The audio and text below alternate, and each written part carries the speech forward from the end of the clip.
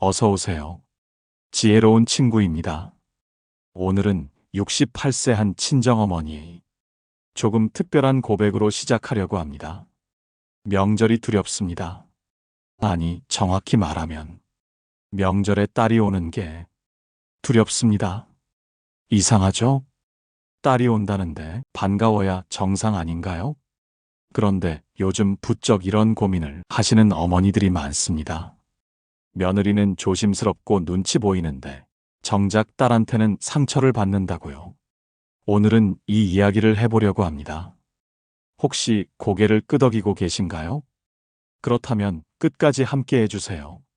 이야기는 한 통의 전화에서 시작됩니다. 명절을 한 달 앞둔 어느 날 저녁, 수자 씨의 핸드폰이 울렸습니다. 화면에 딸 미영이의 이름이 떴습니다. 그 순간 수자 씨의 심장이 쿵쾅거리기 시작했습니다. 설레서가 아니었습니다. 두려워서였죠. 엄마, 이번 추석 당일에 갈게요. 갈비 해놓으셨죠? 애들이 갈비 먹고 싶대요. 부탁이 아니었습니다. 통보였죠. 수자 씨는 제사 음식 준비하느라 갈비는 생각도 하지 못했습니다. 하지만 갈비 안 했다는 말은 나오지 않았습니다. 그래, 알았다. 전화를 끊고 수자 씨는 깊은 한숨을 내쉬었습니다. 지난 명절엔 해외여행 간다고 해서 얼마나 안도했던가요? 더구나 이번 연휴는 긴데 며칠이나 있다가 갈까. 그 생각에 벌써부터 가슴이 답답해졌습니다. 이게 정상일까요? 딸이 온다는데 마음이 무거운 게요. 혹시 여러분도 비슷한 경험 있으신가요? 수자 씨는 딸 미영이를 떠올렸습니다. 아니, 정확히는 예전의 미영이를요. 미혼이었을 때 미영이는 정말 달랐습니다. 주말이면 어김없이 전화가 왔죠. 엄마, 이번 주말엔 뭐 해? 우리 데이트할까? 딸이 엄마와의 만남을 데이트라고 불렀습니다. 그 말 한마디에 일주일 내내 주말을 기다렸습니다. 함께 나들이를 나갔습니다. 딸이 좋아하는 이탈리안 레스토랑에서 파스타를 먹고 새로 생긴 디저트 카페에서 케이크도 먹었죠. 커피 한 잔 앞에 두고 한참을 수다 떨던 시간들. 얼마나 행복했는지 모릅니다. 엄마, 요즘 회사에서 이런 일이 있었어. 들어볼래? 회사 이야기, 친구 이야기, 연애 이야기. 딸의 입에서 쏟아지는 모든 이야기가 재미있었습니다. 수자 씨는 그저 들어주기만 해도 행복했습니다. 그 시간이 너무 소중해서 핸드폰도 보지 않았습니다. 오직 딸의 이야기에만 집중했죠. 집에 돌아오면 미영이는 자연스럽게 집안일을 도왔습니다. 설거지도 함께하고 빨래도 함께 개고 청소기 돌리는 것도 당연하게 도왔던 딸이었죠. 엄마, 내가 할게. 엄마는 좀 쉬어. 저녁을 준비하면 쫄래쫄래 따라와 거들던 모습. 양파 까주고 설거지 해주고 두 모녀가 부엌에서 함께 웃으며 요리하던 시간들. 그때 만든 김치찌개. 맛을 아직도 기억합니다. 맛있어서가 아니라 행복해서요. 그때는 정말 좋았습니다. 딸과 함께 있는 모든 순간이 기뻤습니다. 그런데 언제부터였을까요? 결혼 후 조금씩 변하기 시작했습니다. 처음엔 몰랐습니다. 신혼이니까 바쁘겠지, 적응하느라 힘들겠지. 그렇게 생각했죠. 출산 후에는 완전히 달라졌습니다. 이제 딸과의 데이트는 없습니다. 함께 커피 마시며 수다 떠는 시간도 없습니다. 집안일을 함께 하는 것은 상상도 할 수 없는 일이 되었습니다. 언제부터 우리가 이렇게 됐을까? 수자 씨는 가끔 그때 그 딸이 그립습니다. 엄마, 우리 데이트할까 하던 그 목소리가 그립습니다. 명절 전날이 되었습니다. 허리 아픈 몸을 이끌고 수자 씨는 마트로 향했습니다. 갈비 10근, 손주들이 좋아하는 과일 같은 것을 담다 보니 카트는 금방 가득 찼습니다. 장바구니 무게보다 마음이 더 무거웠습니다. 계산대 앞에서 수자 씨는 문득 멈칫했습니다.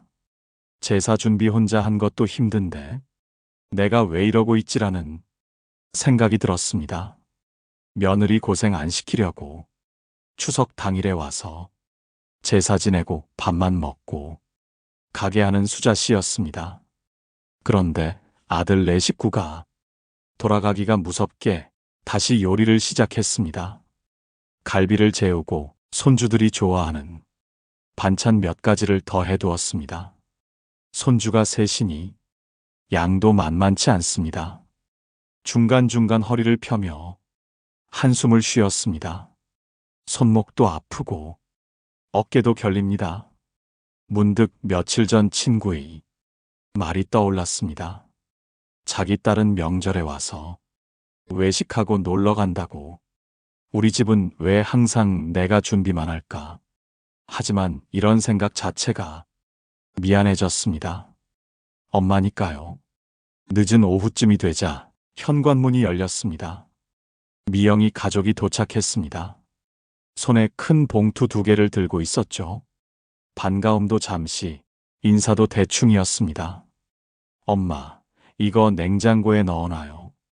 빨리요. 수자 씨가 첫 번째 봉투를 열어보니 기름에 튀긴 전이 잔뜩 들어 있었습니다. 시댁에서 부친 거예요. 저희는 기름 냄새도 맡기 싫어서요. 엄마 드세요. 두 번째 봉투에는 햄 선물 세트가 들어 있었습니다. 애들 햄 안 먹이거든요. 첨가물 투성이잖아요. 엄마 반찬하기 귀찮을 때 드세요. 수자 씨도 햄을 먹지 않습니다. 콜레스테롤 때문에 의사가 말렸거든요. 하지만 아무 말도 할 수 없었습니다. 친정이 재활용품 처리장이 된 기분이었습니다. 선물이 아니라 짐을 떠넘기는 것 같았습니다. 시댁에서 받았지만 본인들은 먹지 않을 것들, 그게 다 친정으로 왔습니다. 며칠 전 미영이가 시어머니 욕하던 게 생각났습니다. 명절 선물로 누가 이런 걸 줘요? 센스가 없어도 너무 없다고요. 그런데 그걸 고스란히 친정에 가져온 겁니다. 사위는 인사만 하고 곧바로 미영이의 옛날 방으로 들어갔습니다. 미영이는 소파에 털썩 앉아 핸드폰을 꺼냈습니다. 짐은 현관에 그대로, 손주 셋은 집안을 뛰어다녔습니다. 본격적인 전쟁이 시작되었습니다. 손주는 셋입니다. 7살, 5살, 3살. 첫째는 편식이 심하고, 둘째는 산만하고, 셋째는 아직 어려서 손이 많이 갑니다. 할머니, 이거 싫어해요. 안 먹을래요. 할머니, 과일 주세요. 셋째는 형들과 싸우다 울음까지 터뜨렸습니다. 저녁 식사 준비부터 전쟁이었습니다. 한 명 먹이면 다른 한 명이 엎지릅니다. 수자 씨는 밥 한 술 제대로 못 먹고 아이들만 챙겼습니다. 수자 씨 밥도 식탁 한쪽 구석에 놓여 있었지만 한 번도 제대로 앉아서 먹지 못했습니다. 아이 먹이고 흘린 거 닦고 또 먹이고 그러다 보면 수자 씨의 밥은 이미 차가워져 있었습니다. 그 시간 거실에서는 미영이가 소파에 누워 핸드폰을 보고 있었습니다. 방에서는 사위가 유튜브를 보고 있었죠. 아이들이 엄마 아빠를 불러도 반응이 없었습니다. 엄마, 애들 좀 봐주세요. 저 시댁에서 진짜 죽는 줄 알았어요. 방 안에서 사위의 목소리가 들렸습니다. 할머니한테 가봐. 설거지를 끝내자마자 과일을 깎고 우유를 따르고 흘린 것을 닦고 또 닦았습니다. 어느새 다음 날 아침이 되었습니다. 아침에도 갈비를 구워야 하는데 허리가 끊어질 것 같았습니다. 그래도 손주들이 맛있게 먹는 모습을 보고 싶어 다시 부엌으로 향했습니다. 식사 후에도 풍경은 변하지 않았습니다. 미영이는 소파에서 TV를 보며 과일을 먹었습니다. 설거지 소리, 아이들 떠드는 소리에도 꿈쩍하지 않았습니다. 수자 씨가 설거지를 하는 동안 미영이는 친구들과 카톡을 하며 웃었습니다. 아이들이 엄마 놀아줘 하면 할머니한테 가라고 했습니다. 사위는 방에서 게임을 했습니다. 밥 먹을 때만 나왔다가 다시 들어갔죠. 아이들 목욕도 재우는 것도 모두 수자 씨의 몫이었습니다. 점심 식사 준비가 다가왔습니다. 아직도 오후 간식, 저녁, 그리고 밤참까지 남아 있었습니다. 명절 연휴가 며칠인지 세어보았습니다. 한숨이 절로 나왔습니다. 미영아, 엄마 좀 도와줄래? 엄마, 저 너무 피곤해요. 여기서라도 좀 쉬게 해주세요.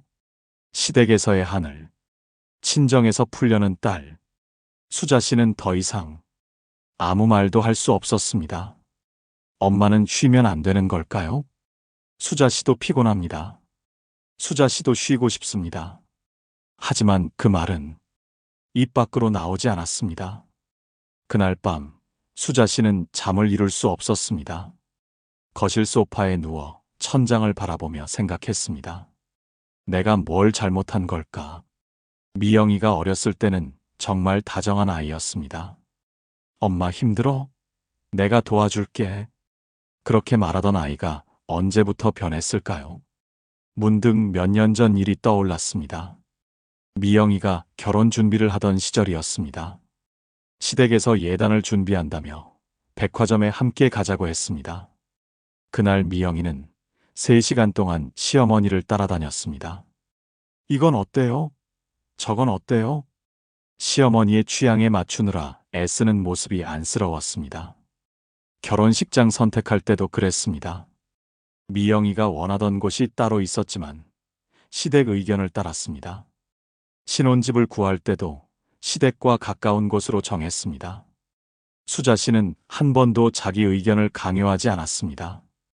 딸이 행복하면 그것으로 충분했으니까요. 그런데 그게 잘못이었을까요? 너무 아무 말도 하지 않은 게 잘못이었을까요? 아니면 너무 다 받아준 게 잘못이었을까요? 수자 씨는 이불을 뒤집어 쓰고 한숨을 내쉬었습니다. 다음 날 아침이 되었습니다. 미영이는 늦잠을 잤습니다. 9시가 넘어서야 부스스한 얼굴로 나왔습니다. 수자 씨는 이미 아침 준비를 끝내놓았습니다. 미영이는 식탁에 앉아 핸드폰을 보며 밥을 먹었습니다. 엄마, 이거 보세요. 시어머니가 단톡방에 또 이상한 글 올렸어요. 며느리 교육시키는 글이래요. 정말 답답해 죽겠어요. 수자 씨는 핸드폰 화면을 들여다보았습니다. 효도는 마음이 아니라 행동입니다. 그런 내용의 글이었습니다. 미영이는 분개했습니다. 나보고 효도 안 한다는 거예요? 명절마다 가서 일만 하는데? 제사 음식도 다 제가 준비하는데? 시어머니는 손가락 하나 안 까딱하시면서요. 수자 씨는 조용히 고개를 끄덕였습니다. 그래, 힘들겠구나. 하지만 속으로는 다른 생각이 들었습니다. 지금 네가 나한테 하는 게 뭐니? 내가 시댁에서 받는 대우를 나한테 그대로 하고 있잖니. 하지만 그 말은 입 밖으로 나오지 않았습니다. 오후가 되자 미영이는 친구들을 만나러 나갔습니다. 아이들은 수자 씨에게 맡겼습니다. 엄마, 애들 좀 부탁해요. 저 오늘 진짜 친구들 만나야 해요. 스트레스 풀어야 살 것 같아요. 수자 씨는 알았다고 대답했습니다. 미영이가 나간 뒤 집은 다시 전쟁터가 되었습니다. 손주 셋이 집안을 휘저었습니다. 할머니, 배고파요. 할머니, 심심해요. 할머니, 동생이 내 장난감 가져갔어요. 수자 씨는 쉴 틈이 없었습니다. 간식을 주고 놀아주고 싸움을 말리고 또 놀아주었습니다. 저녁 6시가 되어도 미영이는 돌아오지 않았습니다. 전화를 해도 받지 않았습니다. 7시가 넘어서야 문자가 왔습니다. 엄마, 친구들이랑 저녁도 먹기로 했어요. 늦어도 괜찮죠? 수자 씨는 한참을 핸드폰을 들여다보았습니다. 괜찮냐고 묻지만 사실은 통보였습니다. 수자 씨는 괜찮다고 답장을 보냈습니다. 손주들 저녁을 먹이고 씻기고 재우는 것까지 혼자 했습니다. 미영이가 돌아온 건 밤 10시였습니다. 엄마, 애들 잘 잤어요? 고마워요. 덕분에 오랜만에 친구들 만나서 좋았어요. 수자 씨는 지친 몸을 이끌고 부엌으로 갔습니다. 설거지가 아직 남아 있었습니다. 싱크대 앞에 서서 설거지를 하는데 눈물이 났습니다. 왜 우는지 자기도 잘 모르겠습니다. 그냥 서러웠습니다. 고맙다는 말은 하는데 미안하다는 말은 없습니다. 수고했다는 말은 하는데 힘들었냐는 말은 없습니다. 수자 씨는 눈물을 닦으며 설거지를 마저 했습니다. 그날 밤 수자 씨는 또 잠을 이루지 못했습니다. 이런 생각이 들었습니다. 미영이도 시댁에서 이렇게 힘들까? 그렇다면 미영이 시어머니도 나처럼 서러울까? 며느리한테 서운한 마음을 딸한테 푸는 건 아닐까? 그렇게 생각하니 조금 이해가 되기도 했습니다. 하지만 그렇다고 해서 괜찮은 건 아니었습니다. 이해와 용납은 다른 거니까요. 다음 날 아침 미영이가 말했습니다. 엄마, 그나저나 우리 다음 주에 또 올게요. 사위가 출장 가는데 애들 맡길 데가 없어서요. 사흘 정도만 봐주시면 돼요. 수자 씨의 머릿속이 하얘졌습니다. 또요? 사흘이나요? 하지만 그 말은 입 밖으로 나오지 않았습니다. 대신 이렇게 말했습니다. 미영아, 엄마도 이번 주에 약속이 있는데. 그럼 취소하시면 되잖아요. 친구 만나는 거 아니에요? 엄마 친구분들 다 이해하실 거예요. 손주가 우선이죠. 수자 씨는 아무 말도 할 수 없었습니다. 친구와의 약속은 중요하지 않은 걸까요? 엄마의 시간은 가치가 없는 걸까요? 손주가 우선이라는 말이 가슴에 박혔습니다. 물론 손주는 소중합니다. 하지만 엄마의 삶도 소중하지 않나요?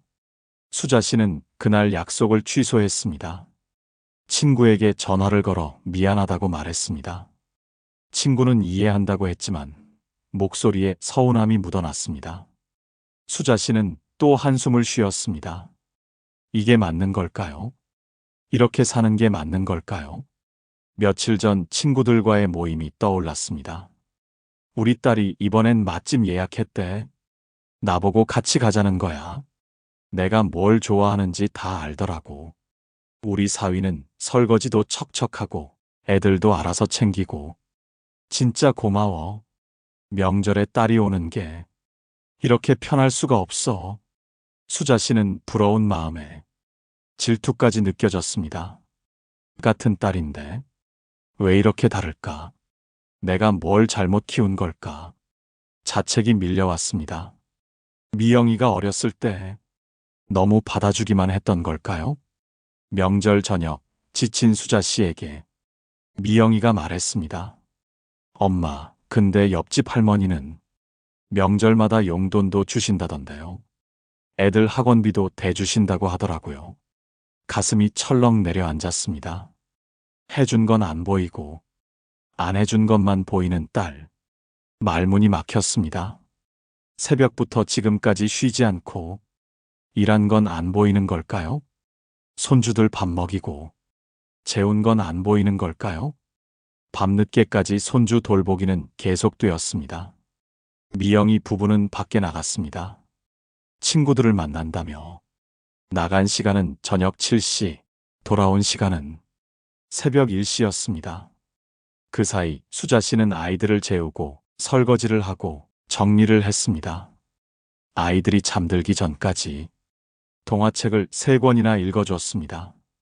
셋째가 자꾸 깨서 1시간 넘게 안고 있었더니 팔이 저려왔습니다. 미영이 부부가 돌아왔을 때 수자 씨는 거실 소파에서 졸고 있었습니다. 엄마, 왜 안 주무세요? 그냥 주무시지. 아이들이 자꾸 깨서 그랬다는 말은 하지 않았습니다. 말해봤자 고마워하지도 않을 테니까요. 연휴 마지막 날이 왔습니다. 미영이 가족이 서둘러 짐을 쌌습니다. 엄마, 덕분에 잘 쉬다 가요. 역시 친정이 최고예요. 감사해요. 감사하다는 말이 왜 이렇게 공허하게 들렸을까요? 수자 씨가 반찬을 싸주려 하자 미영이가 말했습니다. 엄마, 괜찮아요. 저희 냉장고에 많아요. 그리고 솔직히 엄마가 해주신 것 짜서 애들이 잘 안 먹어요. 그 말에 수자 씨는 손에 들고 있던 반찬통을 내려놨습니다. 며칠간 정성껏 만든 음식이 짜다니요. 손주들을 생각해서 간을 최대한 약하게 했는데 말이죠. 결국 빈손으로 딸을 보냈습니다. 현관문이 닫히는 소리가 유난히 크게 들렸습니다. 빈집을 둘러보았습니다. 거실에는 과자 부스러기와 장난감이 널브러져 있었습니다. 주방에는 산더미 같은 설거지거리가 있었습니다. 화장실에는 젖은 수건들이, 미영이 방에는 침대 시트 빨래가 기다리고 있었습니다. 청소를 하며 수자 씨는 생각했습니다.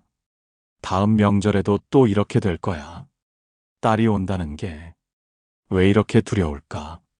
나는 왜 딸한테 아무 말도 못할까? 왜 이런 일이 생기는 걸까요? 가족 상담 전문가들은 이렇게 말합니다. 친정은 안전기지라고요.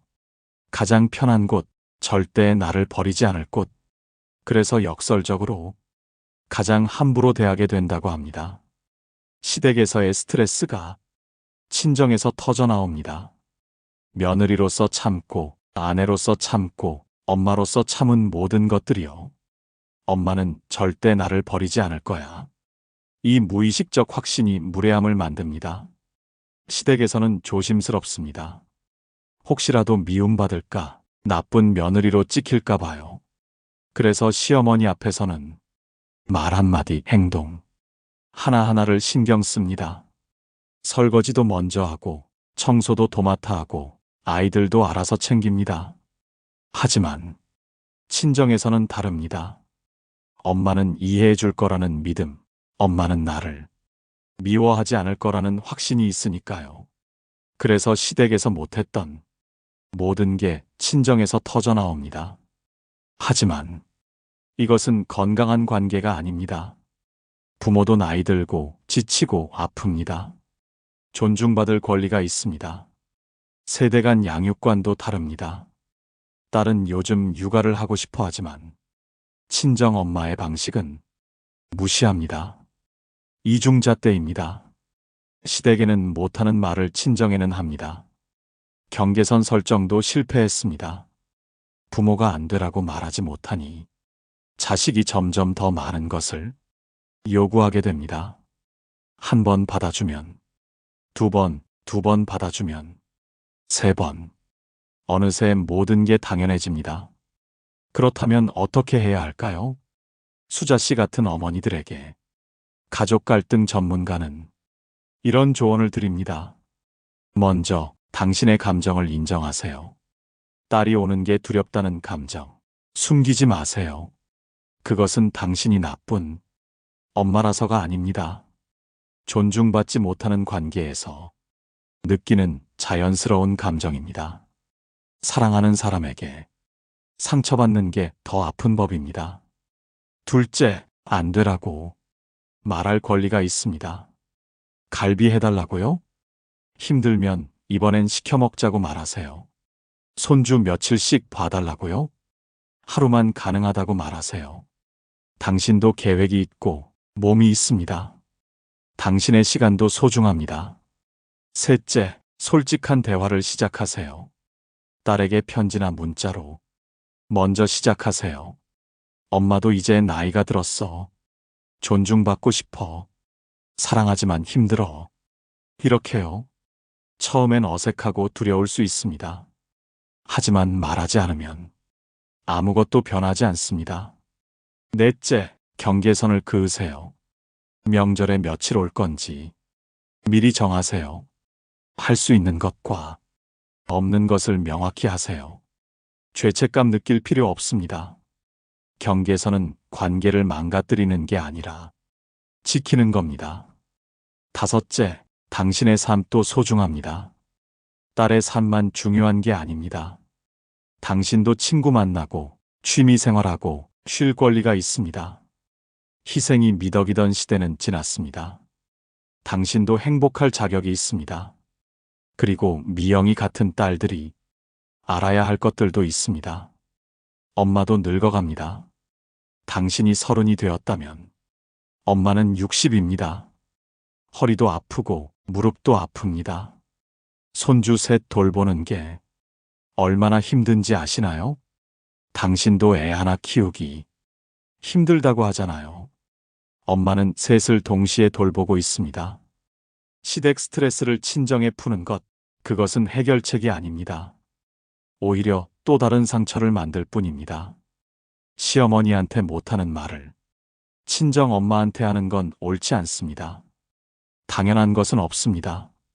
갈비 해주는 것, 손주 봐주는 것, 모두 사랑의 표현이지 의무가 아닙니다. 해주는 게 당연하다고 생각하는 순간 관계는 무너지기 시작합니다. 감사 표현도 중요합니다. 고마워요보다 더 중요한 것은 함께 설거지하기, 함께 청소하기, 엄마도 쉬게 해주기입니다. 말보다 행동이 더 큰 감사의 표현입니다. 존중은 시댁에서만 필요한 게 아닙니다. 친정 부모도 존중받아야 합니다. 편하다는 이유로 함부로 대해도 된다는 착각, 이제는 버려야 합니다. 편한 관계와 무례한 관계는 다릅니다. 수자 씨의 이야기는 여기서 끝이 아닙니다. 수자 씨는 용기를 냈습니다. 딸에게 문자를 보냈습니다. 미영아, 엄마도 이제 나이가 들어서 힘들구나. 다음엔 함께 외식하면서 편하게 만나자. 손주들 돌보는 건 좋지만 며칠씩은 이제 어려워. 이해해주면 좋겠어. 며칠간 답장이 없었습니다. 혹시 딸이 화를 낼까 걱정되었습니다. 하지만 보내길 잘했다는 생각이 들었습니다.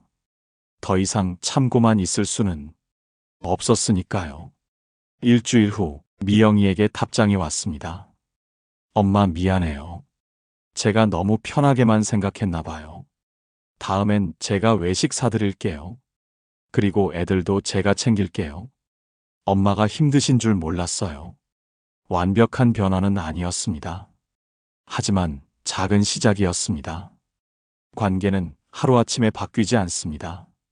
하지만 솔직한 대화는 지금 당장 시작할 수 있습니다.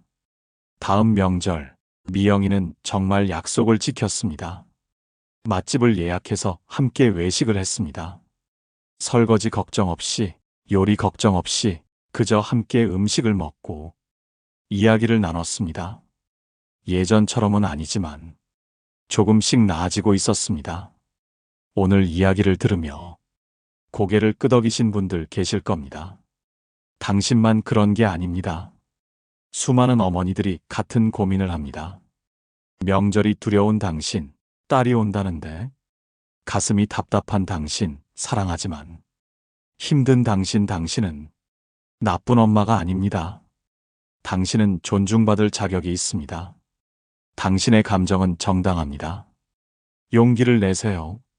솔직하게 말하세요. 경계선을 그으세요. 관계는 변할 수 있습니다. 늦은 때란 없습니다.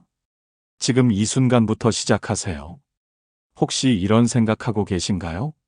내가 참으면 되지. 내가 조금만 더 견디면 되지.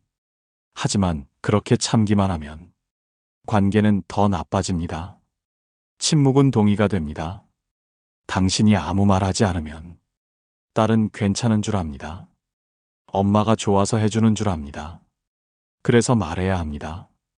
힘들다고, 지친다고, 존중받고 싶다고. 그게 딸을 위한 것이기도 합니다. 딸도 언젠가 나이 들면 알게 될 테니까요. 내가 얼마나 무례했는지, 엄마가 얼마나 힘들었는지. 그때 후회하게 하지 마세요. 지금 말해주세요. 그게 진짜 사랑입니다.